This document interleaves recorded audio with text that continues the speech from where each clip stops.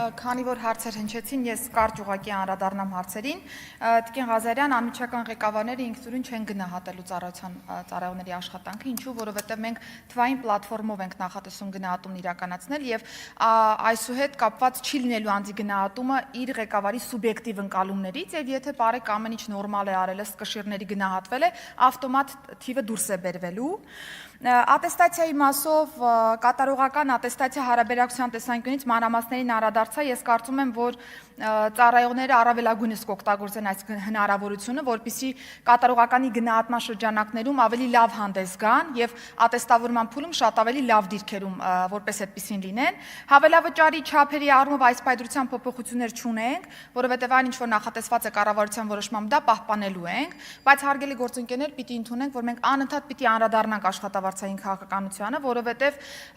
պիտի շարունակաբար դեպի վերև կարողանանք բարձրացնել ծառայողների սոցիալական երաշխիքները եւ սա եւս անմասն չի կարող մնալ այս ընդհանուր քաղաքականությունից։ Ոստիկանների պատրաստվածության մասով լրիվ համաձայն եմ, պարոն Բագրատյան, դրա համար է, որ մենք տարեկան վերապատրաստումներն ենք դարձրել պարտադիր, որովհետեւ երբ որ մենք նկատում ենք խնդիր, պիտի դա լուծենք, որովհետեւ դա ուղիղ ազդեցություն ունի ոստիկանության նկատմամբ վստահության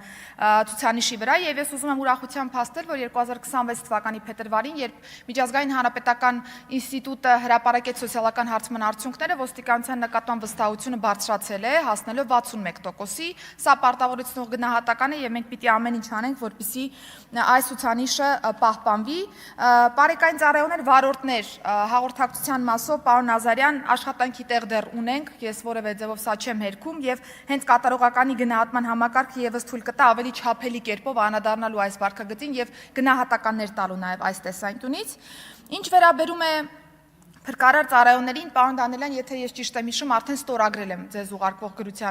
գրությունը, որտեղ որ նկարագրված է փրկարարների մասով ատեստավորման ընդհանուր պատկերը։